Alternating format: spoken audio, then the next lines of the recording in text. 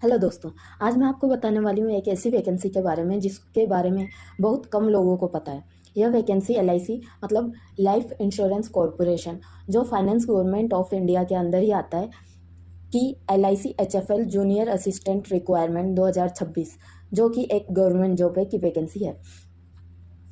LIC यानी जीवन बीमा निगम ने HFL हाउसिंग फाइनेंस लिमिटेड, जिसके अंदर जूनियर असिस्टेंट की पोस्ट के लिए 180 पदों पर वैकेंसी निकाल दी है।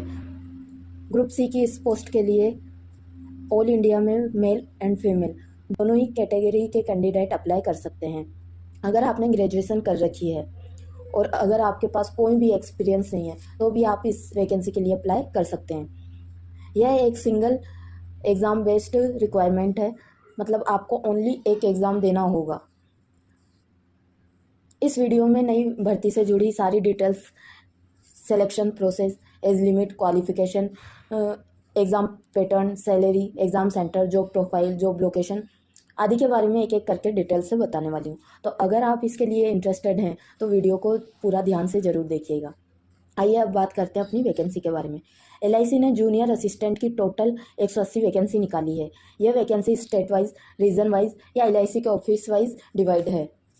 वैकेंसी के लिए ऑनलाइन फॉर्म ऑलरेडी 16 अप्रैल 2026 से स्टार्ट हो चुके हैं। फॉर्म की जो लास्ट डेट है 30 अप्रैल 2026 रखी गई है, यानी आपको अप्लाई करने के लिए केवल 14 दिनों का टाइम दिया गया है। सिलेक्शन प्रोसेस भी इसका काफ़ी फास्ट रहता है। 3 से 4 महीने के अंदर आपके हाथ में आपका ज्वाइनिंग लेटर आ जाता है। जैसा कि मैंने आपको पहले भी बताया, इसके लिए आपको ओनली एक सिंगल एग्ज़ाम देना होगा।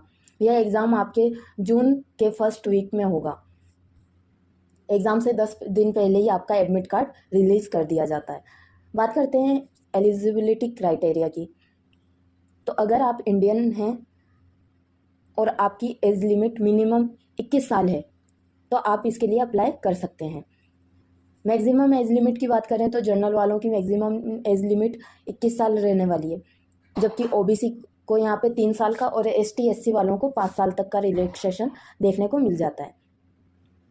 आपकी एज 1 अप्रैल 2026 तक कैलकुलेट की जाएगी। एजुकेशन क्वालिफिकेशन के बारे में बात करें तो आपने ग्रेजुएशन कर रखी हो, ग्रेजुएशन के नाम पर आपने BA, BCom, BSc, BBA कुछ भी कर रखा हो। अगर आपने 55% मार्क्स के साथ ग्रेजुएशन कर रखी है तो आप इसके लिए अप्लाई कर सकते हैं। फिर यहाँ दिया गया कंप्यूटर लिटरेसी, यानी कि कंप्यूटर में आपको थोड़ा बहुत नॉलेज होना चाहिए, तो आप इसके लिए एलिजिबल हैं, क्योंकि सिलेक्शन होने के बाद आपको यहाँ कंप्यूटर पर ही काम करना होता है। वैसे तो आपको 6 महीने की ट्रेनिंग दी जाती है, लेकिन फिर भी आपको थोड़ा बहुत नॉलेज होना ज़रूरी है।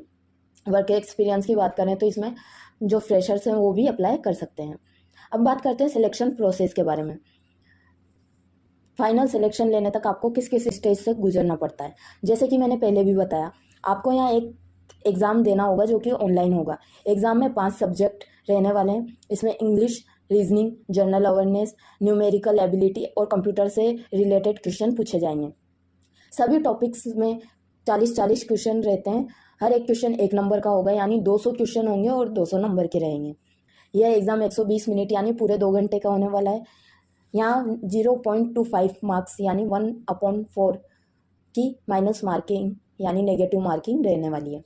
सबसे इम्पोर्टेंट बात यह है कि पूरा पेपर आपका इंग्लिश लैंग्वेज में होगा। एग्ज़ाम क्वालिफाई करने के बाद सेकेंड स्टेज में आपका एक पर्सनल इंटरव्यू रहने वाला है। इंटरव्यू कितने नंबर का होगा इसके बारे में अभी कोई नोटिफिकेशन नहीं बताई गई है। हो सकता है आपका जो इंटरव्यू है 50 नंबर का हो सकता है 100 नंबर का हो। इंटरव्यू काफ़ी नॉर्मल रहने वाला है। उसमें आपसे बेसिक बातें पूछी जाएगी, मोस्टली डॉक्यूमेंट वेरिफिकेशन, बायोडाटा और मेंटल एबिलिटी से रिलेटेड क्वेश्चन पर फोकस किया जाएगा। ऑनलाइन एग्जामिनेशन और इंटरव्यू के बेस पर ही आपकी मेरिट लिस्ट बनेगी। एग्ज़ाम सेंटर की बात करें तो एग्ज़ाम सेंटर आपको स्टेट वाइज दिए जाएंगे, यानी आपने जिस स्टेट से फॉर्म भरा है आपको वहीं एग्ज़ाम सेंटर दिया जाएगा। जॉब लोकेशन भी आपकी स्टेट वाइज ही रहने वाली है। जॉब प्रोफाइल की बात करें तो यह ऑफिस सेक्शन की जॉब है जो कंप्यूटर बेस्ड रहती है, यानी आपको कंप्यूटर से रिलेटेड काम करना होंगे। बात करते हैं सैलरी की, तो यहाँ आपको बेसिक पे 20,000 का मिलता है, लेकिन PF एंड अदर अलाउंसेस जो मिलते हैं, ऐसा सब करके आपकी जो मंथली इनकम 38,000 से 41,000 तक हो जाती है। अलाउंसेस आपको सिटी के हिसाब से दिए जाते हैं, जैसे टायर 1 के हिसाब से अलग, टायर 2 सिटीज़ और टायर 3 सिटी के हिसाब से अलग अलग दिए जाते हैं। इस तरह से आपका एनुअल पैकेज लगभग 5 लाख तक का हो जाता है।